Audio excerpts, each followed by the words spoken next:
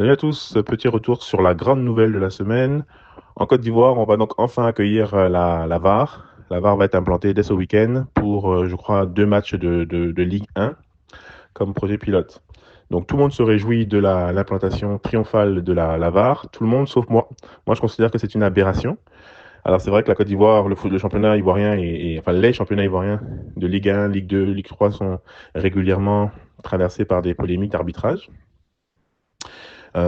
Mais on parle également d'un pays dans lequel de magnifiques clubs, de magnifiques centres de formation, tels que par exemple celui de Mouna FC, qui a été brillamment présenté dernièrement par Pascal sur cette chaîne.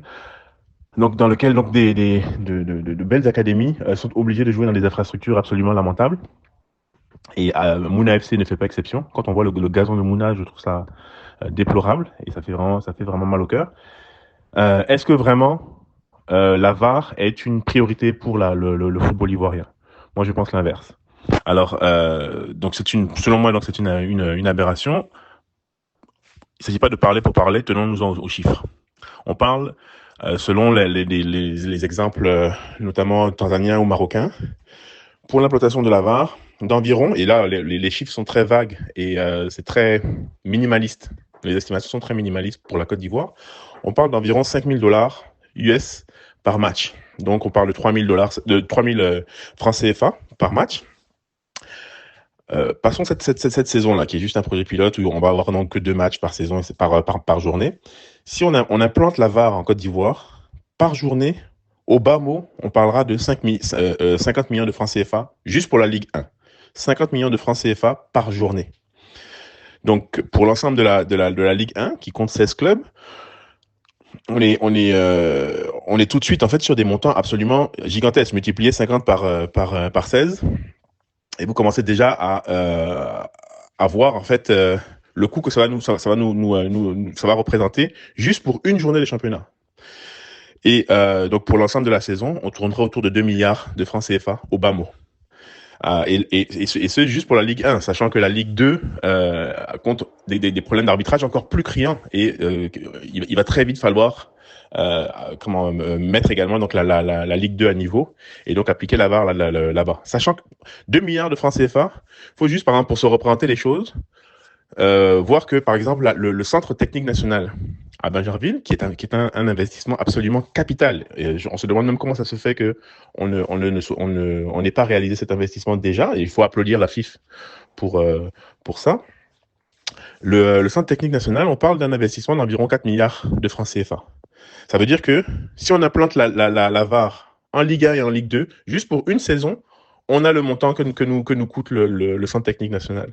Est-ce que ce serait pas plus judicieux de mettre cet argent justement dans le Centre technique national et améliorer les infrastructures qui sont absolument essentielles? En fait, il n'est pas possible d'avoir en fait une ambition nationale sans Centre technique national.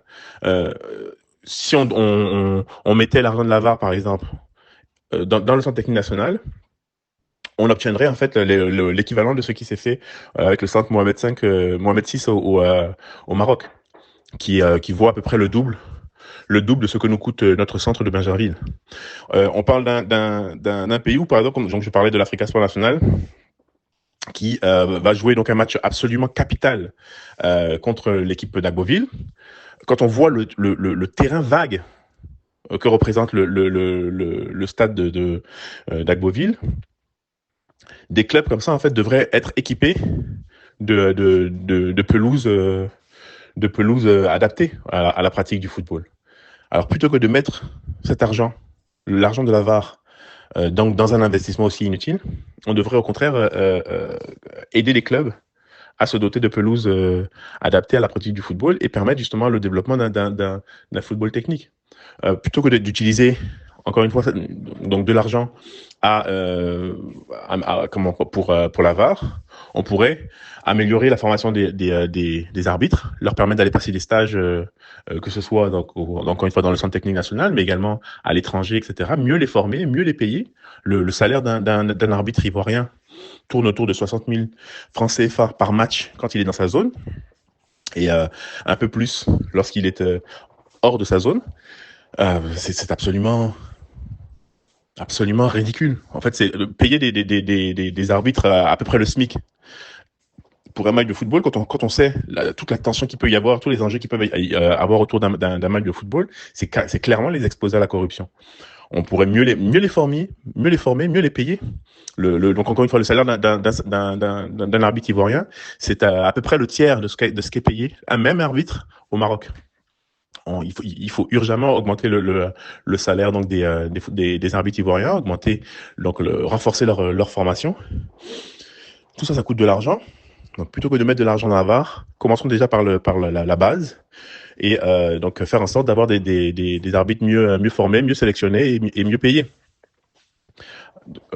Le football ivoirien a énormément de défis devant lui et je pense que l'implantation de technologies extrêmement coûteuses comme la VAR sert essentiellement à ces promoteurs en fait pour s'acheter du pouvoir politique. Idriss Diallo donc va en implantant la VAR, en faisant semblant d'implanter la VAR donc dans le football ivoirien, Idriss Diallo va pouvoir se justifier et dire qu'il a rempli une de ses promesses de campagne, alors que c'est totalement artificiel. Moi, je pense qu'on a besoin de cet argent pour des réformes beaucoup plus structurelles. Il faut savoir que les problèmes d'arbitrage font partie intégrante du football. Je dis pas il ne faut pas essayer de les minimiser, il ne faut pas essayer de les régler, mais il y aurait pas de football s'il n'y avait pas la passion que génère justement les erreurs d'arbitrage. On se rappelle dans les années 80 la main de Dieu de Maradona.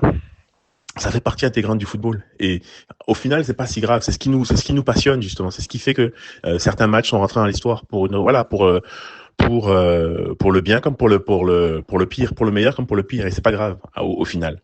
Je pense que ce qui est le plus urgent, c'est d'avoir encore une fois, des infrastructures adéquates, des joueurs bien formés, des joueurs bien payés, des arbitres bien formés et bien payés.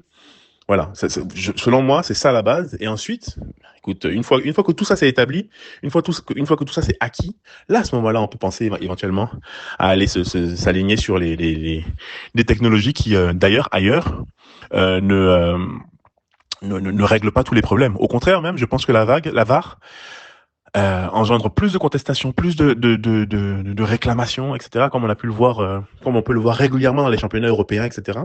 Donc c'est pas une fin en soi. Et ça coûte surtout très très très très cher. Et je pense qu'on a autre chose à faire que de mettre notre argent dans ces choses-là. Donc malheureusement, je pense que la fédération ivoirienne va encore une fois opter pour le spectaculaire et donc vouloir en fait impressionner les naïfs en s'achetant du crédit politique avec avec un dispositif VAR implanté dès ce week-end. Mais c'est ça, selon moi, c'est encore du temps perdu, du temps et de l'argent perdu euh, qui aurait pu servir à autre chose. Voilà, donc c'était juste mon avis. Je vous souhaite une bonne suite des choses.